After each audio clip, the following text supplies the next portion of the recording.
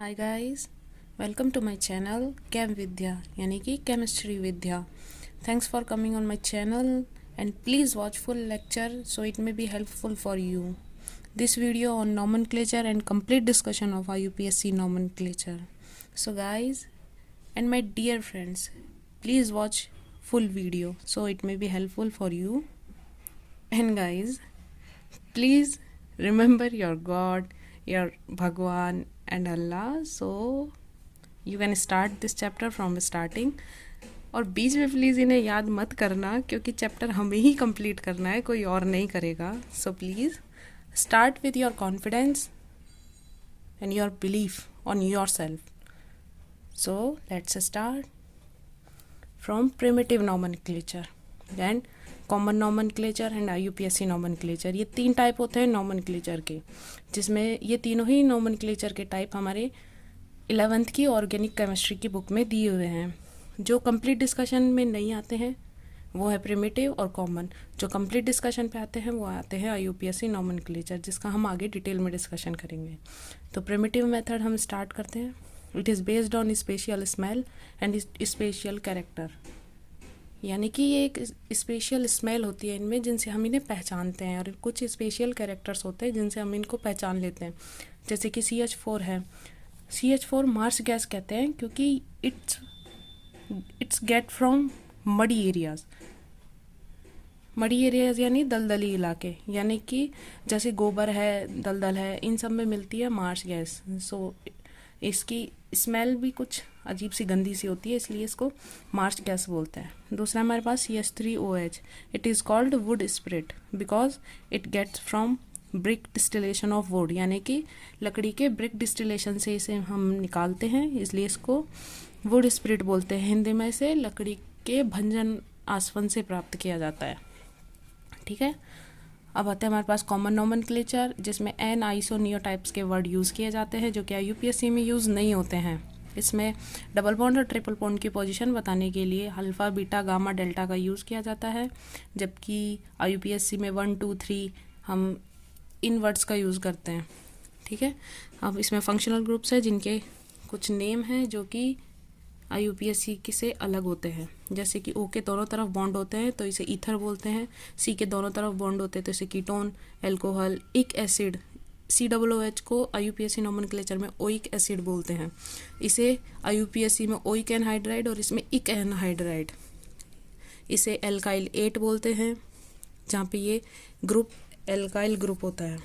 ठीक है, ये COX जिसे आइल हैलाइड बोलते हैं, जिसमें इस X को जब हम किसी क्वेश्चन में सॉल्व करते हैं तो वहाँ पर हमें फ्लोराइड, क्लोराइड, ब्रोमाइड, आयोडाइड दिए हुए होता है, तो यहाँ पे हमें एलाइड की जगह फ्लोराइड, क्लोराइड, ब्रोमाइड, आयोडाइड लिखना पड़ता है। ठीक है, यहाँ पे CONH2 को एमाइड बोलते हैं, CN को ओ नाइट्राइल, NC जहाँ पे C N से जुड़ता है उसे ओ आइसोनाइट्राइल बोलते हैं। ये एल्डिहाइड ग्रुप है। ठीक है, नेक्स्ट है C double bond C, single bond C। ये एक इम्पॉर्टेंट पॉइंट है क्योंकि इन दोनों के खुद के नेम दिए हुए हैं कॉमन नॉमेनक्लेचर में, जिसे एक्राइल बोलते हैं, और जब दो कार्बन दोनों तरफ होते हैं और बीच में डबल बॉन्ड होता है तो इसे क्रोटोन बोलते हैं। और इधर जब CH2 डबल बॉन्ड CH, जब ये CH2 double bond CH single bond, तो इस ग्रुप को विनाइल ग्रुप बोलते हैं, और जब इसमें हम OH जोड़ देते हैं तो ये अल्कोहल हो जाता है। यहाँ पे हम किसी और फंक्शनल ग्रुप को भी जोड़ सकते हैं, पर हमें अभी यहाँ पे OH जुड़ा हुआ है तो ये अल्कोहल है, तो ये विनाइल अल्कोहल, इस ग्रुप को विनाइल बोलते हैं। ठीक है, अब हम इसके एग्जाम्पल देखते हैं। जैसे 1, 2, 3, 4, तो 4 कार्बन है तो ये क्रोटोन वाला हो गया, जिसमें दोनों तरफ 2 कार्बन है और ये बीच में डबल बॉन्ड है।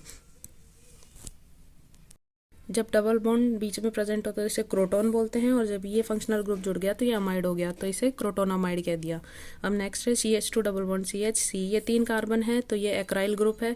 एक्राइल ग्रुप में हमने CHO फंक्शनल ग्रुप जोड़ दिया तो ये एल्डिहाइड हो गया।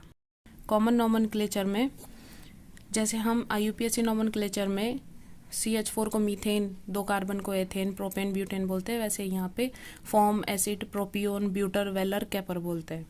ठीक है, अब हमारे पास कुछ एग्जांपल्स है जिन्हें हमें सॉल्व करना है। देखें, ये 2 कार्बन है तो 2 कार्बन को क्या बोलते हैं, एसिड, और इस फंक्शनल ग्रुप को बोलते हैं इक एसिड। अब जब हम इन दोनों को जोड़ देंगे तो ये बन जाएगा एसिटिक एसिड। नेक्स्ट हमारे पास है, this is called O nitrile.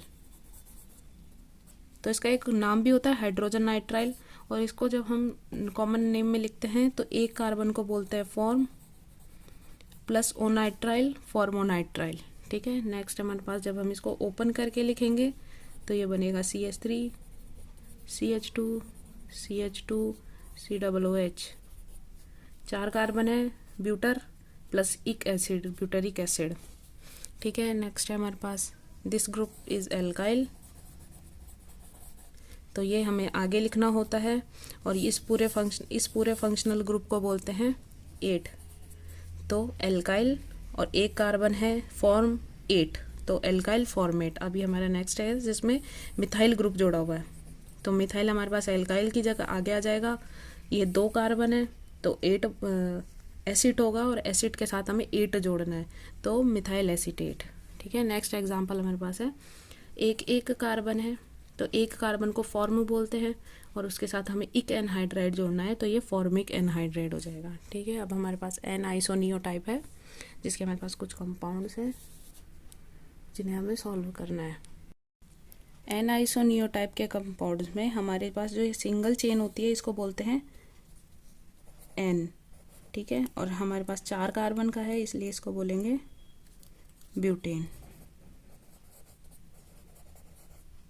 और जब हमने इसकी फर्स्ट पोजीशन से एक हाइड्रोजन रिड्यूस कर दिया तो ये बन गया हमारे पास CH3 CH2 CH2 CH2, एक सिंगल बोन, इसे बोल दिया एन ब्यूटाइल। ठीक है। अब हमारे पास नेक्स्ट है एग्जांपल, ये ग्रुप है, इसको बोलते हैं आइसो ब्यूटेन। आइसो कंडीशन वो होती है जब अल्फा पोजीशन पर एक CH3 ग्रुप जुड़ा हुआ होता है, किसी रूट चेन के अल्फा पोजीशन पर CH3 ग्रुप जुड़ा होता है, तो इसे बोलते हैं आइसो कंडीशन। ठीक है। अब जब हमने इसके 2 पोजीशन हो गई, एक फर्स्ट पोजीशन पे से और एक हम सेकंड पोजीशन पे से, तो इन दोनों पोजीशन पे से जब हम हाइड्रोजन हटाएंगे तो 2 अलग अलग नेम बनेंगे। तो जब हम फर्स्ट पोजीशन पे से हटाएंगे तो ये बनेगा CH3 CH CH3 CH2 single bond, और इसे बोलेंगे आइसो ब्यूटाइल। और जब हम इसकी सेकंड पोजीशन पे से हटाएंगे, CH3 और CH3, तो ये कंडीशन कहलाएगी टर्शरी ब्यूटाइल। अब हमारे पास नेक्स्ट एग्जांपल है, जब हमारे पास सेकंड पोजीशन पे से हम हटाते हैं, ये इसे कहते हैं एन प्रोपेन। लेकिन जब हम इसकी सेकंड पोजीशन पर से एक हाइड्रोजन रिड्यूस कर देंगे इस हाइड्रोजन को, तो ये बन जाएगा आइसो प्रोपाइल। ये पर्टिकुलर नेम्स हैं कॉमन नोमेनक्लेचर में जो हमें याद रखने पड़ते हैं। ठीक है गाइस। अब हम आते हैं नेक्स्ट टॉपिक है हमारा IUPAC नोमेनक्लेचर, जिसका कंप्लीट नेम होता है international union of pure applied chemistry. ठीक है। अब हमारे पास है एक फार्मूला जो कि है मोस्ट इम्पॉर्टेंट फार्मूला, जिसके बेसिस पे हम कंप्लीट ऑर्गेनिक IUPAC कंपाउंड्स को सॉल्व कर सकते हैं, और वो भी बहुत इजीली। ठीक है। तो प्लीज़ इस फॉर्मूले को लर्न कर लीजिए अच्छी तरह। Locant, prefix, root chain, primary suffix और सेकेंडरी सफिक्स, हम इनका एक एक करके इनका मतलब समझेंगे आगे। ठीक है। तो रूट चेन्स मैं ये मानती हूँ कि सबको ये पता होगा कि सिंगल बॉन्ड के लिए एन यूज़ करते हैं, तो मैंने यहाँ पे सब में एन इसलिए जोड़ रखा है क्योंकि मैंने यहाँ पे सब पे सिंगल बॉन्ड बना रखे हैं। ठीक है। तो जो एक कार्बन C1 होता है उसको बोलते हैं मेथ। 2 कार्बन होते हैं जहाँ हमें ये नहीं पता कि उनके बीच में कौन से बॉन्ड है, तो जो 2 कार्बन होगा उसको बोलेंगे एथ। 3 कार्बन होंगे उसको बोलेंगे प्रॉप। लेकिन मैंने सब में एन जोड़ रखा है, तो मैंने एन जोड़ते हुए सबके नाम लिख दिए हैं। तो methane, ethane, propane, butane, pentane, hexane, इनकी हम ओपन चेन भी बना सकते हैं। जैसे 2 है तो 2 का मतलब है ये CH2 2 बार रिपीट हो रहा है, तो 1 2 3 4 कार्बन है, तो इसको ब्यूट है और सबके बीच में सिंगल बॉन्ड है, इसलिए ब्यूटेन हो गया। ठीक है, यहाँ डेकेन तक 10th को बोलते हैं डेकेन, 9 को नोनेन, 8 7 6 5 4 3 2 1। ठीक है गाइस, अब नेक्स्ट है हमारे पास प्राइमरी सफिक्स। तो हम प्राइमरी सफिक्सेस को समझते हैं जो कि एक रूट चेन के पीछे लगते हैं। तो एक सिंगल बॉन्ड हो गया, एक डबल बॉन्ड हो गया, एक ट्रिपल बॉन्ड हो गया। तो सिंगल बॉन्ड को तो हम एन लिखते ही हैं, डबल बॉन्ड को इन लिखते हैं और ट्रिपल बॉन्ड को आइन लिखते हैं। जब किसी रूट चेन में डबल बॉन्ड और ट्रिपल बॉन्ड दोनों एक साथ होते हैं, यानी कि CH3 single bond CH, double bond CH, single bond CH3, तो यहाँ पे एक सिंगल बॉन्ड भी प्रेजेंट है और यहाँ पे एक डबल बॉन्ड भी प्रेजेंट है। ठीक है, और ये तो हमारी इन वाली कंडीशन हो गई, जिसे हम क्या बोलेंगे 1 2 3 4। तो ये पहले तो रूट चेन का नाम लिखेंगे ब्यूट टू इन। ठीक है, आगे हम डिटेल में इनका एग्जांपल्स में देखेंगे कैसे सॉल्व करते हैं। अब हमने जैसे यही है एग्जांपल और इसके हमारे पास ट्रिपल बॉन्ड भी आ गया। ठीक है, तो हमारे पास डबल बॉन्ड भी है और हमारे पास ट्रिपल बॉन्ड भी है। तो इस कंडीशन में इन और आइन दोनों लिखेंगे, लेकिन हमें इन को ज़्यादा प्रायोरिटी देनी पड़ेगी आइन से। यानी कि जब हम यहाँ पे लिखेंगे काउंटिंग, इसके ऊपर नंबरिंग करेंगे 1 2 3 4, तो हमें यहाँ से नहीं करनी है थर्ड 3 बॉन्ड वालों पे से, हमें 2 बॉन्ड वाले से करनी है, 1 2 3 4।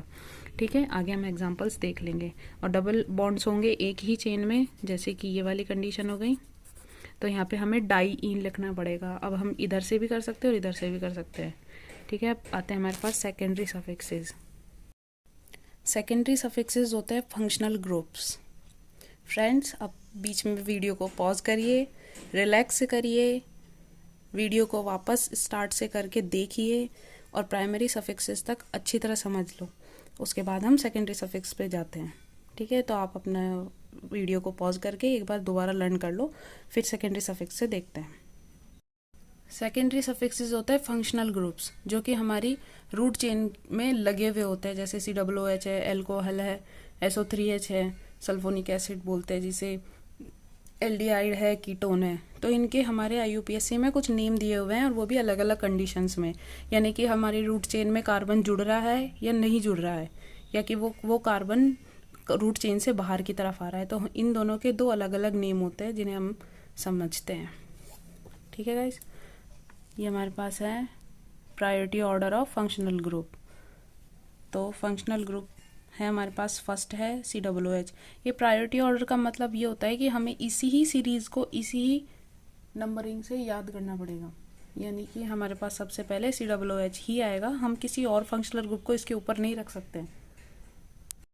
COOH को जब हम कार्बन चेन में गिनते हैं, ये वाली फर्स्ट कंडीशन है जिसमें कार्बन चेन में इसे काउंट किया जा रहा है, और सेकंड कंडीशन है जहाँ पे हम उसे कार्बन चेन में काउंट नहीं कर रहे हैं। ठीक है, जो फर्स्ट कंडीशन में इसका प्रीफिक्स नहीं होता है और इसे ओइक एसिड लिखते हैं। ठीक है, सेकंड में जब ये कार्बन चेन में काउंट नहीं हो रहा है, इसे कार्बोक्सी, और इससे सफिक्स की तरह कार्बोक्सिलिक एसिड लिखते हैं। आगे हम देखेंगे कि कैसे लिखते हैं। SO3H जिसे सल्फोनिक एसिड, COOCOHO। यहाँ पे हमारे दोनों तरफ कार्बन जुड़ सकते हैं, कुछ भी जुड़ सकता है दोनों तरफ, तो इसे ओइक एनहाइड्राइड और इसका प्रीफिक्स नहीं होता है। इस वाली कंडीशन में ये एल्काइल ग्रुप है और इस पूरे ग्रुप को OH बोलते हैं, जहाँ पे कॉमन नोमेनक्लेचर में इसे 8 बोलते थे। ठीक है, इसका प्रीफिक्स नहीं होता है, सफिक्स एल्काइल OH होता है। ये एल्काइल ग्रुप होता है जो कि यहाँ R की जगह दिया हुआ होता है। जब इसे कार्बन चेन में काउंट नहीं कर रहे होते हैं तो इसे एल्कोक्सी कार्बोनिल बोलते हैं प्रीफिक्स में, और एल्कोक्सी की जगह मिथॉक्सी, इथॉक्सी, प्रोपॉक्सी कुछ भी लिखा जा सकता है। यहाँ पे ये R दिया हुआ होता है जो, और कार्बोनिल। ठीक है, और इसका सफिक्स होता है एल्काइल कार्बोक्सिलेट। अब COX होता है, तो इसका प्रीफिक्स नहीं होता है और सफिक्स ऑयल हैलाइड होता है जब ये काउंट हो रहा है, और ये वो कंडीशन जब ये काउंट नहीं हो रहा है, तो ये इसका प्रीफिक्स हो जाएगा हेलो फॉर्मिल। हेलो की जगह है यहाँ पे जो X है वो हेलो होता है। अब यहाँ पे हमारे पास क्लोरो, ब्रोमो, आइडो, फ्लोरो कुछ भी हो सकता है। ठीक है। और ये कार्बोमोइल हैलाइड, इस हैलाइड में ये क्लोराइड, ब्रोमाइड, आयोडाइड कुछ भी हो सकता है जब ये कार्बन चेन में नहीं गिना जा रहा है। CONH2 एमाइड, जब ये कार्बन चेन में गिना जा रहा है, और जब नहीं गिना जा रहा है कार्बेमोयल और कार्बेमाइड। CN, जब ये प्रीफिक्स इसका नहीं होता है और कार्बन चेन में ये गिना जा रहा है, तो इसका सफिक्स होगा नाइट्राइल। और जब ये CN नहीं गिना जा रहा है कार्बन चेन में, तो साइनो और कार्बोनाइट्राइल। ठीक है। C, जब CN से जुड़ रहा है, यानी कि इधर की जो हमारी चेन है वो नाइट्रोजन से जुड़ रही है, तो इसे कार्बिल अमीनो बोलते हैं। और इसकी कंडीशन ये है कि ये एक नाइट्रोजन है, तो ये कार्बन नहीं है, तो ये कार्बन चेन में वैसे भी काउंट नहीं होता है। तो इसका प्रीफिक्स कार्बिल अमीनो होता है और इसका सफिक्स होता है कार्बिल अमीन। सिर्फ O और इन में ही अंतर होता है इसमें, तो इसे लर्न करना बहुत आसान है। इसे 4-5 बार रटना, आसानी से समझ में आ जाएगा। और जब हम इसके एग्जाम्पल्स कंटिन्यूसली करते रहेंगे तो ये हमें बहुत अच्छे से लर्न हो जाएगा। ठीक है। ये एल्डिहाइड ग्रुप है। इसका जब इसको हम कार्बन चेन में गिन रहे हैं, लेकिन इसके ऊपर वाले फंक्शनल ग्रुप भी रूट चेन में प्रेजेंट है,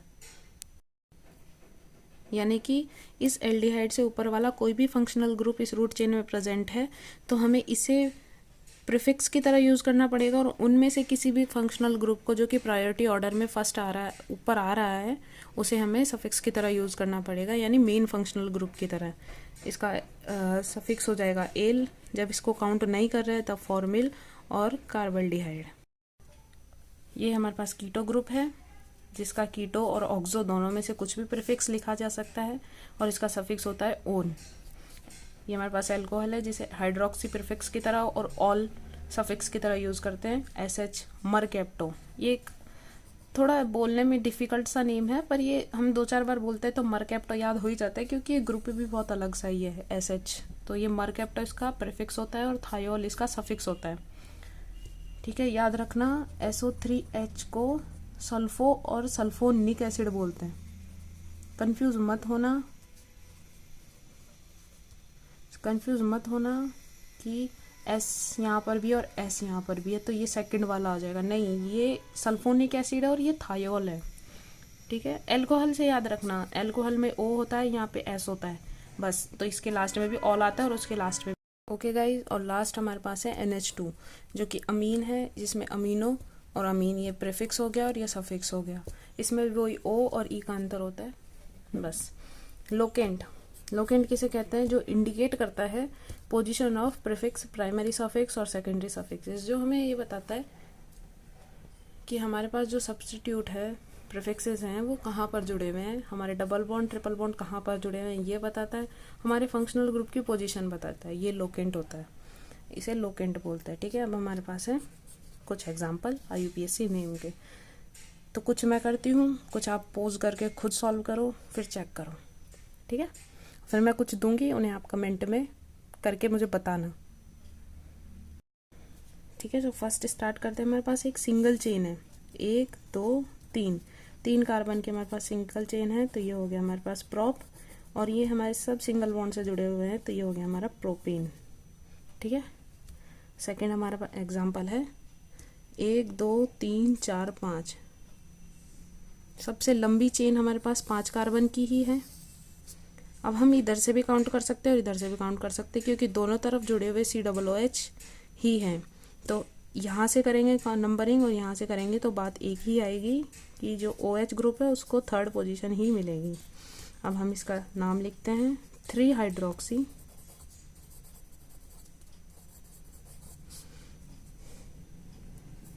पेंट। सब सिंगल बॉन्ड से जुड़े हुए हैं, तो एन। फर्स्ट और 5th पोजीशन पर हमारे पास कार्बोक्सिलिक एसिड जुड़ा हुआ है, जिसका सफिक्स होता है जब ये कार्बन चेन में गिना जाता है ओइक एसिड, तो डाई। 2 हैं इसलिए डाई ओइक एसिड।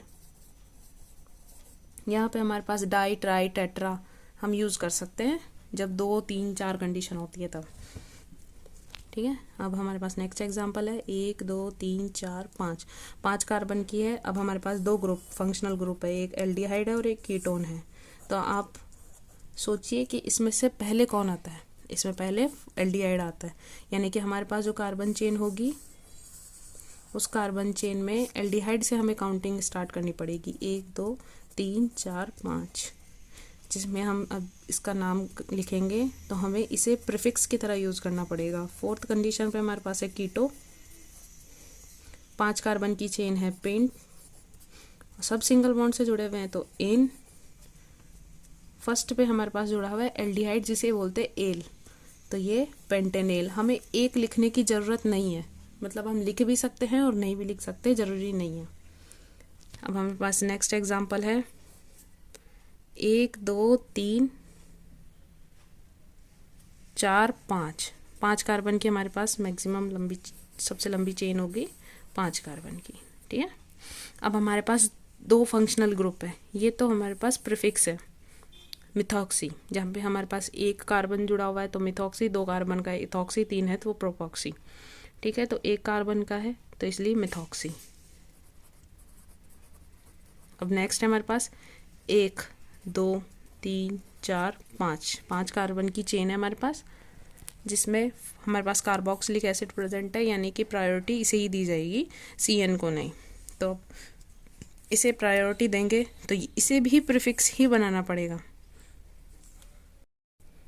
हमारे पास 5 कार्बन की चेन है, तो अब जो CN है उसका जब हम कार्बन गिनते हैं तो उसका कोई प्रीफिक्स नहीं होता है, तो हमारे पास एक कंडीशन है कि हम इसे इस चेन से बाहर कर दें। इस चेन से हम जब बाहर कर देंगे तो हमारे पास 4 कार्बन की रूट चेन हो जाएगी और इसको हम प्रीफिक्स की तरह यूज़ करेंगे।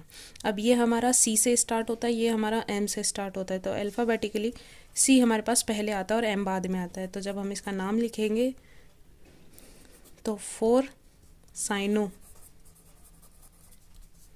3 मिथॉक्सी,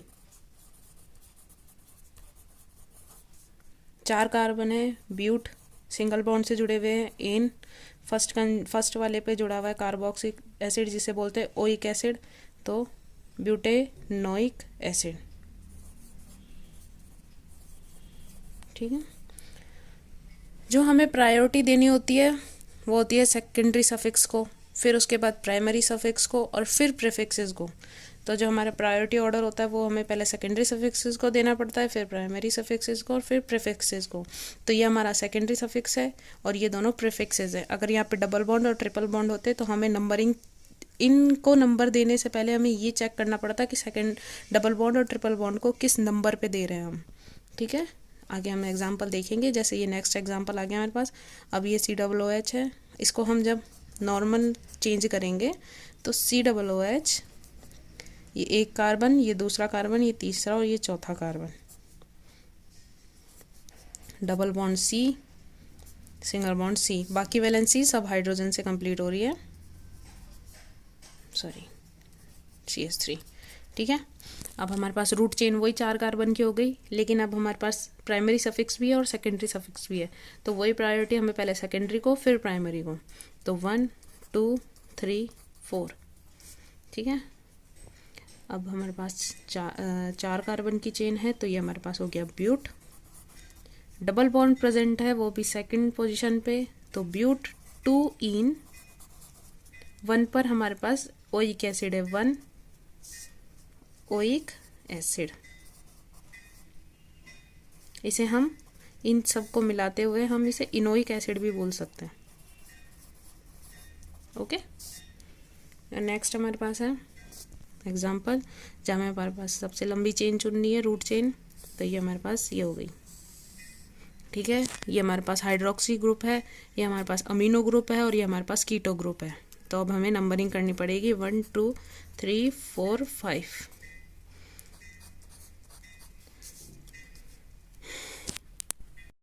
अब हम इनका अल्फ़ाबेटिकली चेक करते हैं नेम। ये हमारा अमीनो हो गया A से, ये हाइड्रोक्सी हो गया H से और कीटो हो गया K से। तो जो सबसे पहले आएगा वो आएगा अमीनो, 3 अमीनो, उसके बाद हमारे पास आ जाएगा H, सेकेंड पोजीशन पे 2 हाइड्रोक्सी और फोर्थ हमारे पास कीटो, ठीक है। और 5 कार्बन की चेन है इसलिए पेंट, सिंगल बॉन्ड से जुड़े हुए हैं इसलिए एन। फर्स्ट पे हमारे पास कार्बोक्सिलिक एसिड प्रेजेंट है इसलिए ओइक एसिड यानी कि पेंटेनोइक एसिड।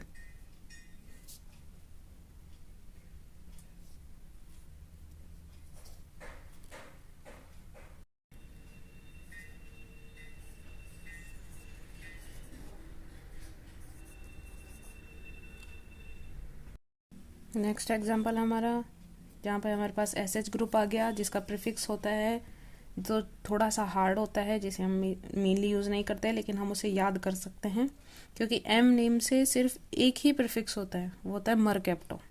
क्योंकि अब एसएच और ओएच में जो प्रायोरिटी ऑर्डर में आता है वो ओएच ऊपर आता है, तो ये हमारा फंक्शनल ग्रुप हो जाएगा, मेन फंक्शनल ग्रुप, और ये दोनों प्रीफिक्स की तरह यूज़ कर लिए जाएंगे। तो अब हमें इसकी रूट चेन बनानी पड़ेगी 1 2 3।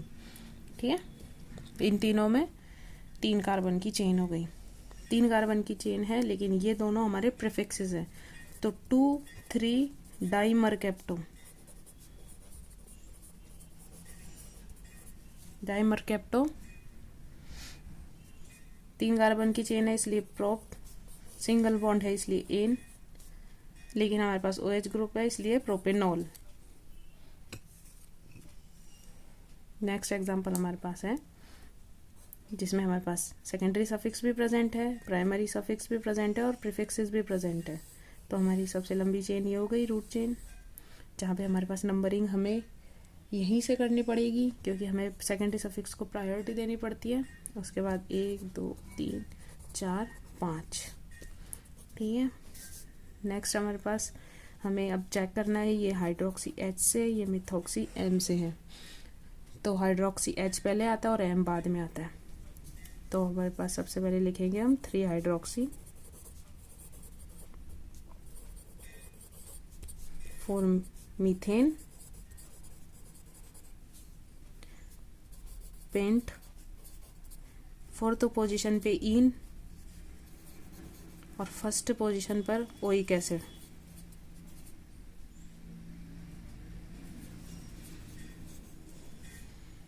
ठीक है, नेक्स्ट एग्जांपल, हमें वो चेन गिननी पड़ती है जिसके अंदर हमारे पास मैक्सिमम प्रीफिक्सेस आए, मैक्सिमम सेकेंडरी सफिक्सेस आए, हमें वो चेन चुननी पड़ती है जिसमें सफिक्सेस भी ज़्यादा हों, जिसके अंदर प्रीफिक्सेस भी ज़्यादा हो। अब हम चेन ये भी गिन सकते थे और हमारे पास एक चेन ये भी है, लेकिन हम गिनेंगे सिर्फ ऊपर ये वाली चेन को जिसके अंदर हमारे पास प्राइमरी सफिक्स भी काउंट हो रहा है और सेकेंडरी सफिक्स भी काउंट हो रहा है। ठीक है, अब इसका हम लिखते हैं। इस एग्जांपल में हमारे पास एक एल्काइल ग्रुप है जहाँ पे हमारे पास R होता है और R की जगह हमें मिथाइल दिया हुआ है। तो हमें पता है कि जो ये R होता है इसे तो हम सबसे पहले लिखते ही हैं मिथाइल। अब बाकी हमारे पास प्रीफिक्स है एक मीथेन, तो इसे भी हम मिथाइल ही बोलते हैं, लेकिन हमें इसे पहले नंबरिंग के साथ लिखना पड़ेगा। तो 2 मिथाइल, इसे हम डायरेक्ट नहीं लिख सकते, इसे हमें नंबर के साथ ही लिखना पड़ेगा क्योंकि ये रूट चेन में जुड़ा हुआ है। और जब हम मिथाइल बिना किसी नंबर के साथ डायरेक्ट लिख देते हैं तो ये हमें पता है कि ये जो COOR वाला ग्रुप है उस R का मिथाइल है। ठीक है,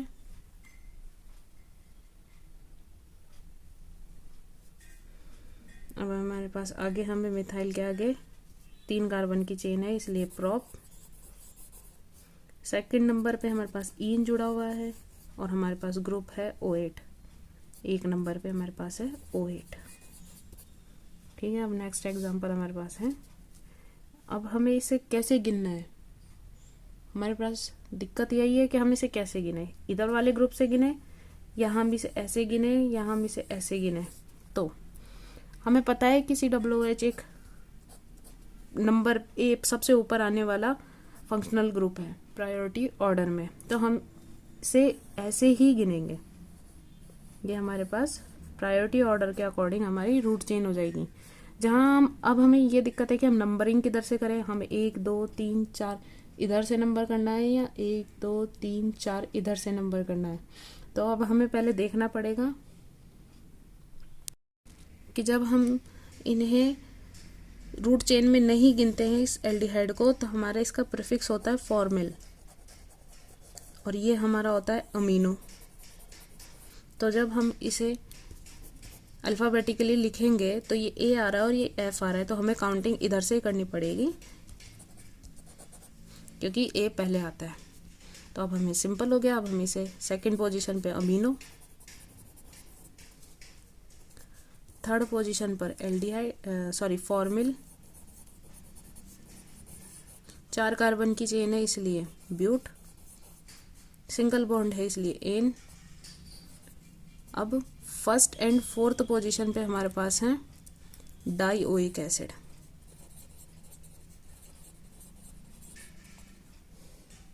ठीक है, अब ये लास्ट एग्जांपल है जिसे आप खुद करना। ये हमारे पास कार्बोक्सिलिक एसिड है और ये हमारे पास एल्काइल OH वाला फंक्शनल ग्रुप है, जिसे अब हमारी सबसे लंबी चेन मान करके एक या तो इसे मानना या इसे मानना, और इसको सॉल्व करके मुझे कमेंट में ज़रूर बताना। और गाइज, ये इंस्टाग्राम पे हमारी आईडी है कैम विद्या के नाम से, आप प्लीज़ मुझे वहाँ फॉलो कर सकते हैं। और आपको कोई भी डाउट हो तो आप मुझे वहाँ मैसेज करके पूछ सकते हैं। मेरी कोशिश होगी, मैं जहाँ तक होगा आपको रिप्लाई ज़रूर दूंगी। ठीक है, आप ही मुझे इसका आंसर इंस्टाग्राम पर भी दे सकते हैं। हमारे पास IUPAC name of alicyclic compounds. Alicyclic compounds वो होते हैं जो एक बंद स्ट्रक्चर बनाते हैं, जैसे कि ये हो गया, ये हो गया, ये हो गया। तो अब हमें इनके नेम देखने हैं। ये वाली कंडीशन क्या है, ऐसे वाला ट्रायंगल। ठीक है, अब इसमें हमारे पास कितने आ रहा है, 3। तो इसमें सिर्फ सिंपल सी एक चीज़ होती है कि हमें जो हमारा रूट चेन लिखते थे हम, पेंटेन, मेथेन, एथेन, ब्यूटेन, तो इसमें हमें सिर्फ आगे साइक्लो लगाना है। तो ये हमारे पास हो गया साइक्लो, 3 कार्बन है, प्रोपेन। नेक्स्ट वाला साइक्लो ब्यूटेन, नेक्स्ट वाला साइक्लो पेंटेन,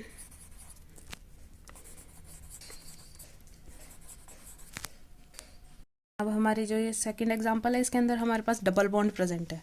अब इस डबल बॉन्ड को अब हम वही नंबरिंग के अकॉर्डिंग शो करेंगे, 1 2 3 4। हमारे पास फर्स्ट पोजीशन पे और 3 पोजीशन पे हमारे पास क्या प्रेजेंट है, डबल बॉन्ड। तो अब हम इसका जब नेम लिखेंगे तो ये साइक्लो, 4 कार्बन है इसलिए ब्यूट, 1 3 डाइईन। ठीक है, अब हमारे पास वही एक मेन पॉइंट था कि हमारे पास डबल बॉन्ड और ट्रिपल बॉन्ड एक ही कंपाउंड में प्रेजेंट होते हैं, तो हमें सेकंड बॉन्ड को प्रायोरिटी देनी पड़ती है, थर्ड बॉन्ड को हमें बाद में लिखते हैं। तो अब हम इसकी नंबरिंग करेंगे, 1 2 3 4 5 6। अब ना कुछ लोगों के दिमाग में ये आ रहा होगा कि हम 1 2 3 4 5 6 ऐसे क्यों नहीं लिख सकते। तो जब हम ऐसे काउंटिंग करेंगे ना, तो ये एक नंबर पे हमारे पास डबल बॉन्ड नहीं आएगा, एक नंबर पे हमारे पास सिंगल बॉन्ड आएगा। तो इसका मतलब है कि हमें जो नंबरिंग करनी है वो डबल बॉन्ड और ट्रिपल बॉन्ड को कवर करते हुए करनी है। जैसे अगर हमें काउंटिंग करनी थी तो 1 2 3 4 5 6 ऐसे, यानी कि जो डबल बॉन्ड है वो कवर होना चाहिए काउंटिंग से। अब हम इसका नेम लिखते हैं। हमारे पास 6 कार्बन की चेन है यानी हेक्स। हमारी फर्स्ट पोजीशन पे है इन, फोर्थ पोजीशन पे है आइन। ठीक है, हम इस इन को हम इसमें डायरेक्ट भी जोड़ सकते थे, हेक्सीन लिख के 4 आइन लिख सकते थे, लेकिन हमने हमारी सुविधा के लिए इन और फोर्थ पे आइन लिख दिया। नेक्स्ट एग्जांपल है हमारे पास हेक्सेन, साइक्लोहेक्सेन की फर्स्ट पोजीशन पे मिथाइल ग्रुप, यानी कि 1 मिथाइल साइक्लोहेक्सेन। ठीक है, नेक्स्ट एग्जांपल हमारे पास है, अब हमारे पास एक इथाइल ग्रुप भी और मिथाइल ग्रुप भी है। ये M से आता है, ये E से आता है। तो हमें पता है कि प्रायोरिटी ऑर्डर में अल्फाबेटिकली लिखते हैं। तो 1 2 3 4 5 6। तो अब हम इस लेके 1 इथाइल, 4 मिथाइल साइक्लोहेक्सेन। इसका एग्जांपल अभी हमारे पास आइडो है और ये हमारे पास क्लोरो है। तो क्लोरो में C पहले आता है, I बाद में आता है। तो अब हम काउंटिंग करेंगे 1 2 3 4 5 6। 1 chloro, 4 आइडो, cyclo hexane. Next example अब हमारे पास आता है, अब हम किस रूट चेन गिने, इस पूरे ग्रुप को या इस ग्रुप को। तो याद रखना रूट चेन हम उसे मानते हैं जिसमें हमारे पास सेकेंडरी सफिक्स या प्राइमरी सफिक्स प्रेजेंट होते हैं। जैसे कि हमारे पास यहाँ पे प्राइमरी सफिक्स प्रेजेंट है, अगर इसी चेन में ये डबल बॉन्ड ना होकर के यहाँ पे कोई फंक्शनल ग्रुप जुड़ा हुआ होता, सेकेंडरी सफिक्स जुड़ा हुआ होता, तो भी हम इसे ही रूट चेन मानते, इसे नहीं मानते। तो ये हमारे पास क्या हो गई, एक प्रीफिक्स बन जाएगा ये, और ये हमारे पास रूट चेन हो जाएगी और हमें इसकी काउंटिंग करनी पड़ेगी। अब हम काउंटिंग इधर से भी कर सकते हैं, इधर से भी कर सकते हैं नंबरिंग, लेकिन हम नंबरिंग इधर से नहीं करेंगे क्योंकि इधर से करने पर जो प्रीफिक्स है उसे थर्ड पोजीशन मिलेगी और हमारी कोशिश होती है कि उसे मिनिमम पोजीशन मिले, मिनिमल पोजीशन मिले जब हम इसकी नंबरिंग करें। तो 1 ये गलत हो गया, तो हम इसे जब करेंगे 1 2 3, ठीक है। तो 1 पे हमारा वही साइक्लो हेक्साइल,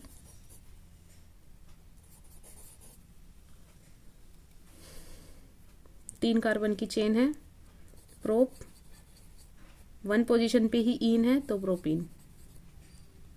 नेक्स्ट हमारा है नाइट्रो और मिथाइल ग्रुप। अब इसमें हमारे पास एक कंडीशन बनती है कि हमारे पास एक नाइट्रो प्रीफिक्स भी है और एक मिथाइल प्रीफिक्स भी है, तो M और N। अब हम इसके काउंटिंग करेंगे, नंबरिंग करेंगे 1 2 3 4 5 6, ये M है और ये N है। तो अब हमें इसकी नंबरिंग करने के लिए चेक करना पड़ेगा कि हम इसका नंबरिंग कहाँ से करें। इसकी नंबरिंग करते हुए बच्चों के दिमाग में ये जरूर आता है कि नाइट्रोजन में N है वो अल्फ़ाबेटिकली पहले आता है और M आता है बाद में, तो हमें काउंटिंग नंबरिंग इधर से कर देनी चाहिए, 1 2 3। नहीं, लेकिन हमारे पास एक डबल बॉन्ड भी है जो कि होता है हमारा प्राइमरी सफिक्स, और हमें याद रखना पड़ता है कि प्रायोरिटी पहले हमारी सेकेंडरी, फिर प्राइमरी सफिक्सेस की और फिर हमारे पास प्रीफिक्सेस की होती है। तो हमें पहले नंबरिंग करने से पहले हमें प्राइमरी सफिक्स को मिनिमम पोजीशन देनी पड़ेगी, मिनिमल पोजीशन यानी कि प्राइमरी।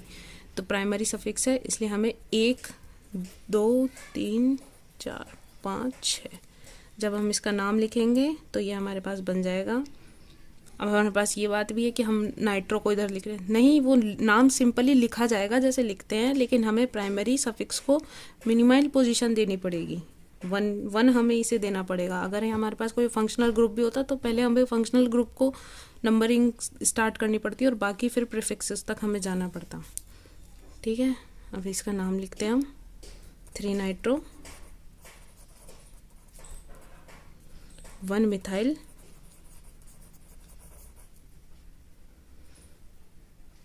और ये चेन हमारी 6 कार्बन की है इसलिए हेक्स, फर्स्ट पोजीशन पे हमारे सॉरी यहाँ पे साइक्लो आएगा, साइक्लो हेक्सीन, ठीक है।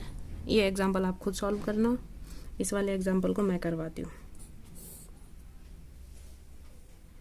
जिसमें हमारे पास एक रूट चेन है, हमें यही माननी पड़ेगी क्योंकि हमारे पास इसमें एक प्राइमरी सफिक्स भी है और हमारे पास सेकेंडरी सफिक्स एल्कोहल भी है, ठीक है। अब हमें काउंटिंग यहाँ से करनी है कि यहाँ से करनी है, अब हमें चेक करना पड़ेगा।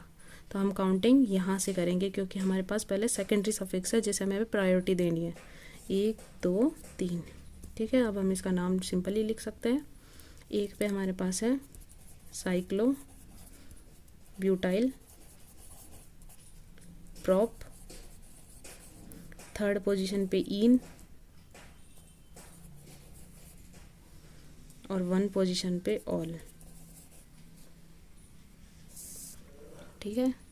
अब हमारे पास एक और एग्जांपल है, इस वाले एग्जांपल को आप पहले पॉज करिए और फिर लिखिए और फिर चेक करना कि मैंने क्या लिखा है, ठीक है। अब हमारे पास एक कंडीशन आती है कि इसमें हम किसे रूट चेन मानेंगे, इसे या इसे। तो अब आपको मैं बता दूं कि ये फंक्शनल ग्रुप है जिसमें O से ये ग्रुप जुड़ा हुआ है, यानी कि ये पूरा R है, एल्काइल ग्रुप है, और ये हमारी रूट चेन हो जाएगी। तो 1 2 3 4 5, ठीक है। अब हमें इसका नाम लिखना है सिंपली, R हमारे पास इथाइलिन,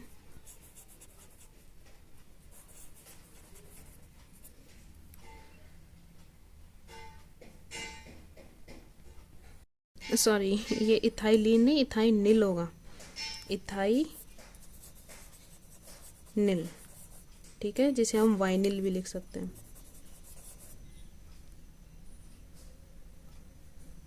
फिर हमारे पास ये पूरा आर आ गया। अब हमारे पास रूट चेन लिखेंगे, 5 कार्बन की है, जिसे हम लिखेंगे साइक्लो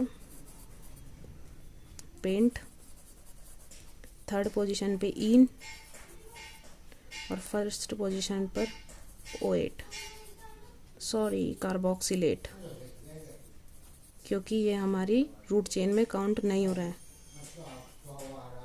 कार्बोक्सिलेट इसका सही नेम होगा, क्योंकि हमारे पास ये कार्बन है जो रूट चेन के अंदर हम नहीं गिन रहे हैं, ये उससे बाहर है, ठीक है। अब ये लास्ट नेम है जो आप खुद लिखना, ये कीटोन ग्रुप है और ये हाइड्रोक्सी ग्रुप है। अब किसे हमें फंक्शनल ग्रुप मानना है और किसे प्रीफिक्स, ये आप खुद लिखकर मुझे कमेंट करके ज़रूर बताना। तो हमारे पास कुछ एग्जांपल्स है IUPAC name of aromatic compounds. Aromatic compounds वो होते हैं जिनके अंदर हमारे पास डबल बॉन्ड एक कॉन्जुगेशन टाइप में प्रेजेंट होते हैं। जैसे कि हमारे पास एक बेंजीन कंडीशन है जिसमें हम रेजोनेंस करवाते हैं, तो ये ऐसे बॉन्ड घूम करके इस वाली कंडीशन में आ जाते हैं। तो ये हमारे पास क्या हो गया, कॉन्जुगेशन, एक टाइप का कॉन्जुगेशन हो गया। इस कॉन्जुगेशन के बारे में आगे डिटेल डिस्कशन करेंगे हम आगे की वीडियोज़ में, ठीक है। अभी फ़िलहाल हम इस वीडियो को कंप्लीट करते हैं एरोमेटिक कंपाउंड से। वीडियो थोड़ी लंबी हो गई है, तो अब हम थोड़ी स्पीड में करेंगे, क्योंकि जो हमें बेसिकली समझना था वो हम समझ चुके हैं। अभी हमें सिर्फ ये समझना है कि कुछ वर्ड, कुछ स्पेशल कंपाउंड्स है जिनके नेम क्या है जो IUPAC में दे रखे हैं, और बाकी तो हम खुद बना ही सकते हैं। अब तो सिर्फ हमें नंबर लिखना आना चाहिए, हमें फंक्शनल ग्रुप पहचानना आना चाहिए, और उनके प्रीफिक्सेस क्या होते हैं, उनका हम कैसे लिखते हैं, बस ये आना चाहिए। बाकी अब हम खुद बना सकते हैं, ठीक है गाइस। तो अब हम स्टार्ट करते हैं बेंजीन से। मेनली हमारे पास इसमें बेंजीन ही होती है जो हमारे कोर्स में आती है। तो बेंजीन को हम C6H6 PHH इसे बोलते हैं फिनाइल ग्रुप, और इसे बोलते हैं एराइल ग्रुप, जिसके साथ हमारे पास हाइड्रोजन जुड़ा होता है। तो ये फेनिल और ये एरिल। जब हम एक हाइड्रोजन हटा देते हैं तो ये फिनाइल और एराइल बन जाता है, ठीक है। जब हमारे पास बेंजीन के ऊपर CH3 जुड़ा होता है तो इसे मिथाइल बेंजीन बोलते हैं। जब हम इसका एक हाइड्रोजन रिड्यूस कर देते हैं तो इसे बेंजाइल बोलते हैं, या बेंजील, बेंजाइल, कुछ भी, हिंदी में इसे बेंजील और इंग्लिश में इसे बेंजाइल बोलते हैं। जब हम इसके 2 हाइड्रोजन हटा देते हैं, यानी कि एक और हाइड्रोजन रिड्यूस कर देते हैं, तो इसे बेंजल बोलते हैं। और जब हम इसके 3 हाइड्रोजन हटा देते हैं इसे बेंजो बोलते हैं, ठीक है। अब हमारे पास ये 2 स्पेशल एग्जाम्पल है। जब Cl क्लोरो सीधे बेंजीन से जुड़ा हुआ होता है और एक बीच में CH2 ग्रुप आ जाता है। अब हमें पता है कि जब ये सीधे जुड़ा हुआ होगा तो ये प्रीफिक्स ही होगा, तो ये क्लोरो और ये पूरी बेंजीन। सेकंड में हमारे पास है CH2 ऊपर, उसके साथ Cl जुड़ा हुआ, तो ये हमारे पास क्या हो गया, क्लोरोमिथाइल। ये पूरा एक हमारा प्रीफिक्स बन जाएगा और ये पूरी बेंजीन, तो ये क्लोरोमिथाइल बेंजीन। लेकिन इसका एक और नेम होता है बेंजिल क्लोराइड, क्योंकि इस ग्रुप को बेंजिल बोलते हैं और इस Cl को क्लोराइड बोलते हैं, तो हम इसे और लिख सकते हैं बेंजिल क्लोराइड।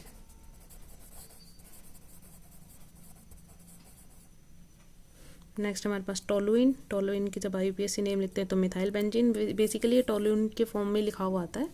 इसे एनिसोल बोलते हैं जब OCH3, और इस नाम को मिथॉक्सी भी बोलते हैं, प्रीफिक्स होता है जिसे बोलते हैं मिथॉक्सी बेंजीन। आगे इसका नाम आप खुद लिखना, ये इथॉक्सी ग्रुप है और ये बेंजीन है, इसे फेनिटॉल भी बोलते हैं, ठीक है। अब हमारे पास कुछ एग्जांपल्स हैं।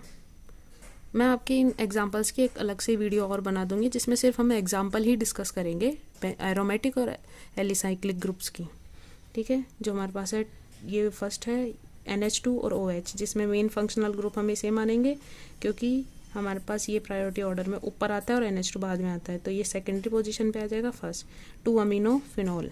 नेक्स्ट हमारा COOH OH, ये हमारी प्राइमरी,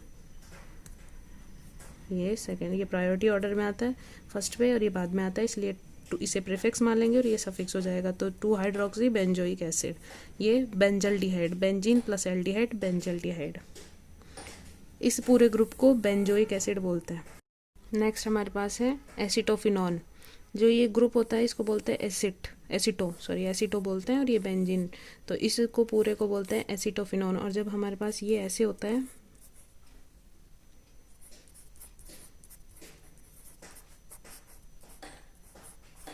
तो इसे बोलते हैं बेंजोफिनॉन। ये कुछ नेम है, इन्हें लर्न कर लेना, बाकी नेक्स्ट वीडियो में हम अच्छी तरह से एग्जांपल डिस्कस करेंगे। और ये हमारे पास हो गया बेंजोइल हैलाइड, ठीक है, ये वही ग्रुप है COX वाला जिसे हम ऑयल हैलाइड बोलते हैं, और ये बेंजीन, तो benzoyl halide. Thanks guys for watching my video. Please अगर आपको कुछ भी समझ में आ रहा है थोड़ा सा भी, तो वीडियो को लाइक ज़रूर कर देना, और आगे नेक्स्ट वीडियोस के अपडेट पाने के लिए इसे सब्सक्राइब कर लेना चैनल को प्लीज़। Thanks for watching.